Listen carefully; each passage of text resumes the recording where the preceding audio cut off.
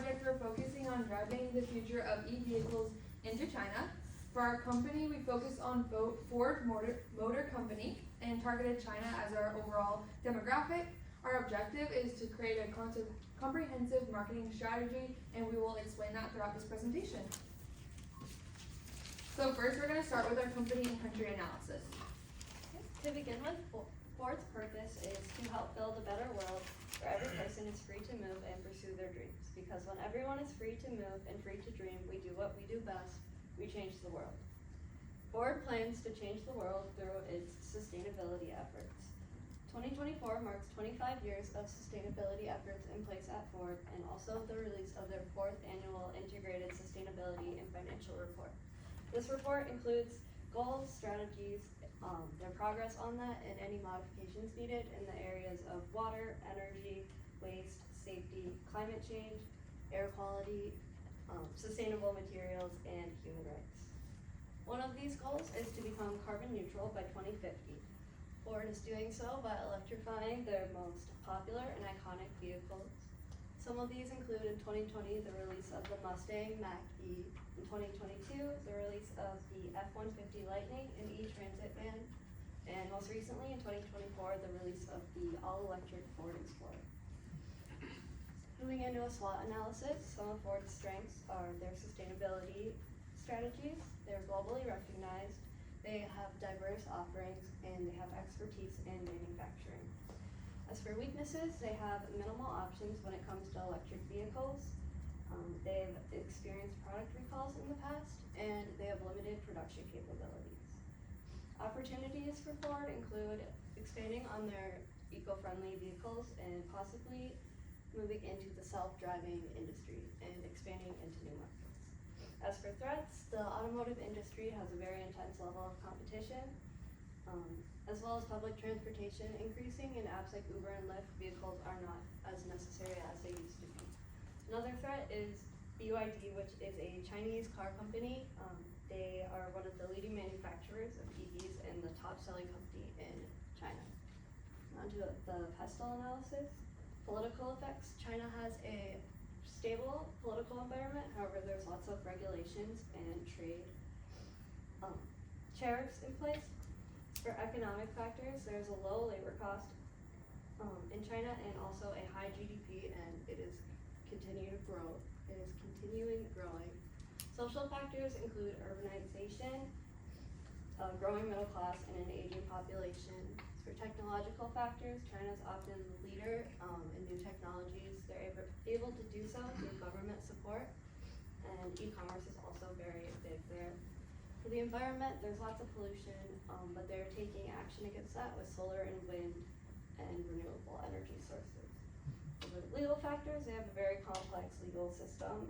Some of these regulations include intellectual property laws, data privacy, and labor laws.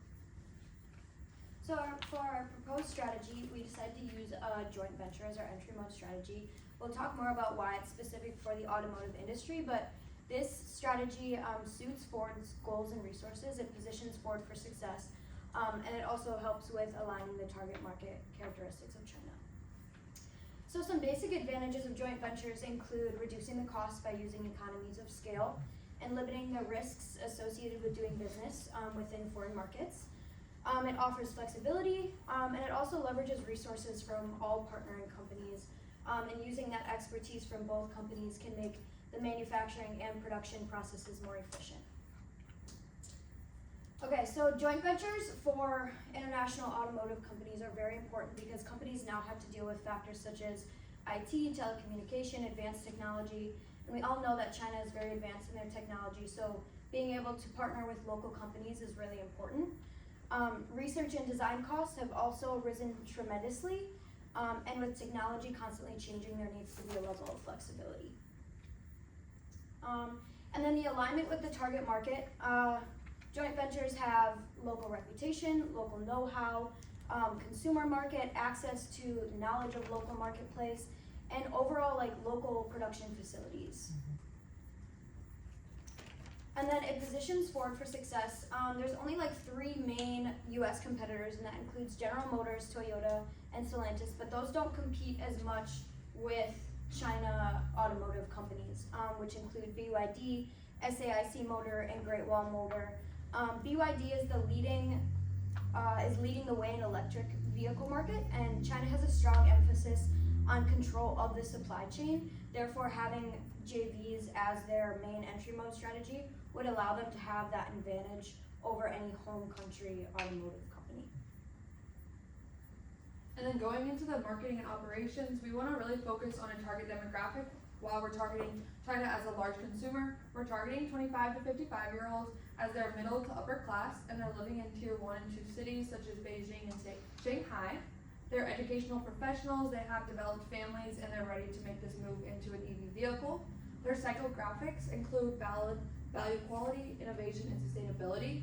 And overall, they prefer a premium experience with affordable pricing. Their marketing strategies for the 4 Ps. For the product, we want to use localized features, such as the Mandarin voice feature, to use their native language while they're there.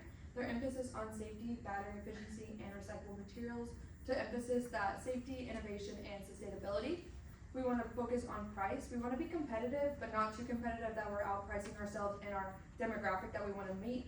With flexible payments, where we can provide leasing, financing, and government subsidiaries. A place that we'll sell through is a mix of company-owned showrooms, as well as Jingdong, which is the e-commerce that is used in China overall. And through that, we can use vehicle customization and test drive scheduling, as it is a fast-growing competitive market, and we want people to be able to get in there at their time. For promotion, we want to use ads such as their social media for WeChat, Douyin, and Weibo, and we'll also use expos to partner with them for the EV vehicles. And then on the operations side, we'll partner with CATL, which is a Chinese battery manufacturing company, and we'll use this as we put these batteries into the e-vehicles as a charging system. The supply chain will use local logistics to speed the delivery. And then for the workforce and innovation, we're going to focus on staffing our companies and our product production with engineers and marketers that are local to China. Going into the financial overview, we're going to go into initial investments real quick. It's going to be about $1.1 billion with operations, marketing and branding, distribution and charging network, and then logistical and legal costs covering all of that. The operational costs could be about $800 million covering the bulk of that. Going to be the expansion of the factories that we already partnered with in China. Marketing and branding is going to be about $100 million. That's going to cover a high advertising cost. This is compared to other Li Auto in China. They had a $10 million budget. This is going to be high because of our late mover disadvantages. Our distribution and charging network is going to be about $180 million because the Chinese consumer wants satisfaction. We want to give that to them as soon as possible. Legal and regulatory costs are going to cover joint venturing structure, approvals and certifications, and with that, with the joint venturing structure with the Chinese government, we are allowed 100% ownership of EV manufacturing for them. Next slide. Operations costs will be about $12.38 billion until 2030. Supply chain and logistics is going to be the main bulk of that, with our raw materials, distribution of those raw materials, and distribution of our final product. Facility operations is going to be the utilities of our facilities over time, and then staff salaries are going to be about $50 million to $250 million annually. That's going to ramp up slowly as we ramp up production, and then research and development is going to be about 5% annually of sales, and like I said, that's going to slowly ramp up due to our increase in production later on. Next slide, please. Our revenue forecast is going to be $13.5 billion until 2030, and we're going to slowly increase our production as time goes on, and our price is going to slowly go down. This is due to the price wars in China currently with manufacturers like Tesla and BYD. Next slide. And the break-even point and the return on investment kind of tie in together. The break-even point we're going to hit at about 2030. This could come sooner or could come later, depending on if we hit our projected sales goals, as you can see up here, or as you can see on the next slide. My bad. Net losses is going to be in 26 and 27. 2020 is when you're going to see the turnover, and then 29 to 30 is when you're going to start seeing those profits. And then the return on investment is going to be about $100 million, which is about a 10% return on investments to our investors, about $1.2 billion net profit in 2030. All right, for CSR recommendations, China plans to peak emissions before 2030 and achieve carbon neutrality before 2060. This could be done by reducing pollution and expanding green industries. China also plans on developing programs which can help conserve resources and strengthen academic institutions' authority on electric vehicle technology. Developing local talent and tech allows Ford to respond more quickly to market changes and tailor products to Chinese consumer preferences, which is very important. Ford can also access specialized knowledge and potentially lower production costs. For sustainability, investing in the transition of renewable sources such as solar and wind power shows the commitment and dedication Ford has to reducing environmental impacts. Ford is working to power all of its manufacturing plants with 100% locally sourced renewable energy by 2035. Ford can also be responsible for Ford also plans on using responsible battery sourcing and disposal, which are crucial for minimizing the environmental impacts across all EV production and ensuring long-term for the industry.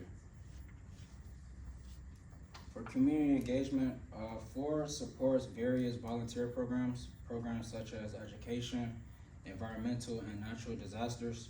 Ford is engaged in various charity partnerships in China, supporting diverse areas such as China Youth Development Foundation, which is aid for affected schools and students, Shanghai United Foundation, which enables small organizations to provide relief sources, Save the Children Foundation, and 4DR Disaster Response Training. This partnership with Ford Beyond enhances community resilience during natural disasters. Ford can also offer scholarships and internships for locals. And lastly, Ford makes donations to things such as academic institutions, development of nonprofits, and search analysis as well. And for ethical practices, transparent reporting is important to give people insight, along with building trust, and leads to improved productivity. Strengthening their diversity, equity, and inclusion is important as well. Ford has also developed a human rights report to show its commitment and dedication to human rights as well.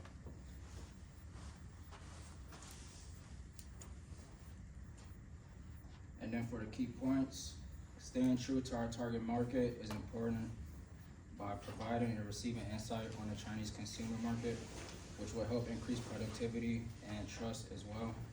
Maintaining the 4 Ps and referring to our SWOT analysis frequently will help put us in the best position possible to achieve our goals short and long term. Lastly, keeping up with our operation expenses and costs and making sure all our financials are going in the right direction is important as well. With your help, Ford can create sustainable vehicles for the future, not in China alone, but around the rest of the world, and together we can create a better world. Thank you.